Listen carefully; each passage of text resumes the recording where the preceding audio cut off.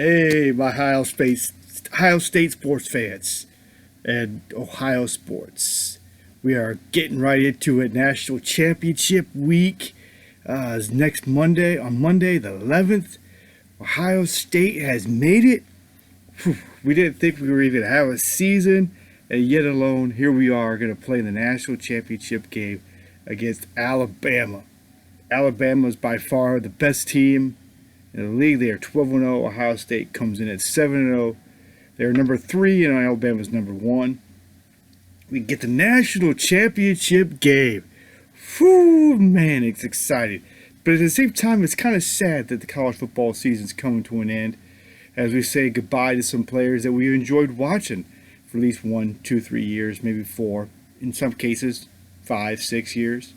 So it's been a pleasure watching them play, and hopefully a lot of them will get the chance to play on the next level and do some good things. The national championship game is going to be in Miami, Florida, at Miami Gardens, Florida. In Florida, Alabama is favored by 8 points. The last time I checked, so they were favored by 8 to win by 8 points. Let's be honest, they got a great team. And looking at the quarterback play, just comparing the two quarterbacks, Mac Jones, 275, 375, 357, 4,036 yards, 36 touchdowns, and 4 interceptions. Justin Fields, 141 to 192, 1906, 21 touchdowns, 6 picks.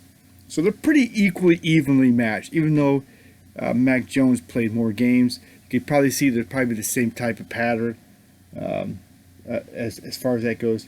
Running backs, Najee Harris, 229 yards, 1387, 24 touchdowns. So he's had a pretty monster year running back.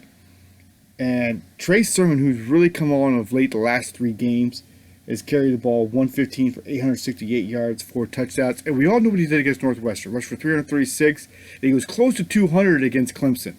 Clemson's defense, so that was pretty impressive as well. And it'd be interesting to see how many yards he would have had if we would have had a full season for Ohio State football, whether it be in the Big Ten or just a full season in general. But he's done a very nice job. Your Heisman Trophy winner, Devontae Smith from Alabama, 105 receptions, 1,641 yards, and 20 touchdowns. And the other guy is John Mechie, who has 47 catches, 835, 6 touchdowns. And then Garrett Wilson and Chris Olave, 40 for 67, 673, 5 touchdowns. Olave, 664 touchdowns and 7 touchdowns. So those 2 guys are pretty equally matched. And I'm interested to see, how well they would have done if we had a full season, if they could have got some more big numbers out there. Bama doesn't use their tight end a whole lot, but their big tight end, the tight end they do have is Miller Forstall. So it'd be interesting to see if they try to get him involved a little bit in the passing game, if they try to exploit him a little bit. Jeremy Ruckert is the Ohio State's leading tight end, 12 catches, 115 yards, and 5 touchdowns. And a lot of those touchdowns have come the last 2 games for him, so he's really stepped up. And just look at the stats. Just look at some standout players on defense for both sides. Not going to really get too much. Sean Wade and Patrick Surtain are the 2 corners, one for Ohio State and Wade for Ohio State, and Surtain for Alabama. Both great corners.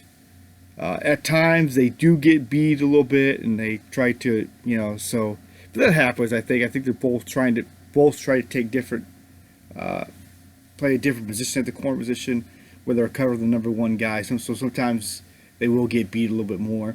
So it'll be interesting to see who Surtain covers and how well Wade does with Devontae Harris, because obviously he'll probably be on Devontae Harris, or not Devontae Harris, Devontae Smith a lot. Their other big defensive player for them is you got to watch out for guys like Byron Young, Christopher Allen, Dylan Moses, at Ohio State, Hilliard, who's had he's one of those 6-year senior guys that gets playing for 6 years for us, has really done a great job. Warner and Borland. The defensive line, we don't know if there's going to be which guys are going to be available. They're saying somehow the defensive line may take a hit. But the guys that you've been doing that, they're out there: Tyreek Smith, Togiai, Hamilton, Harrison, Haskell Garrett. Those type of guys, they have to step up. Another defensive line, they got DJ Ryan, Byron Young, and Ray. So those have got interesting things to see. Which offensive line protects their quarterback more against some good defensive linemen and some pretty good linebackers that are able to get pressure on the quarterbacks. So that may be determine the thing. But just look at the stats as a whole for these two teams. And this is coming off Ohio State playing 7 games, Alabama 12. So it'd be interesting to see if this would be higher for Ohio State if they would have played the same amount of games as Alabama. Ohio State averages 43.4 points a game. Alabama 48.2. Points allowed, Ohio State 21, Alabama 19.5. Total yards, 544.9, 535 for Alabama. Passing yards, 272 to 349.3 for Alabama. Ohio State 272.6 yards rushing, Alabama 185.7. Yards allowed a game, Ohio State is allowing 358 yards a game. Alabama is allowing 351.2. Passing yards, 261.3, 243.5 for Alabama. Rushing yards, 96.7 for Ohio State, 107.6. So there, if you could see how close these two teams are. These two, by far, are probably your two best teams. Looking at those stats. Now, people may argue and say, well, Clemson was still probably one of the best teams. Are they? Because Ohio State got here and they whipped Clemson by 21 points. So here Ohio State and Alabama going head-to-head. You can see how well they're evenly matched. So it should be an entertaining game at the least. Should be a fun one to watch. And I'm hoping the Buckeyes come out on top. And if I had to make a prediction, I'm going to say Ohio State sneaks by and they will win by a touchdown. Ohio State will find a way and they will win by a touchdown. And they'll win another national championship game. Maybe that's just me being a homer, but I just feel like this team is just playing with such a chip on their shoulder, trying to prove to people that they still belong, that they can compete with Alabama, and they can compete with Alabama. I mean, we see the stats, and stats don't lie. I mean, they're pretty dead even, and I really think Ohio State's got enough weapons, and not that Alabama does it, but it's probably going to come down to the last team that has the ball. Who gets the ball last? Can they go down and score to win the game? And whose defense can make that one stop to stop that from happening? Whose defense is going to blink first? And which defense may get the last stand to try to stop their opponent from scoring to win the game? It may come down to a field goal, last second field goal, a long field goal to something to win it. Maybe it'll be tied, and this game could go a couple overtimes.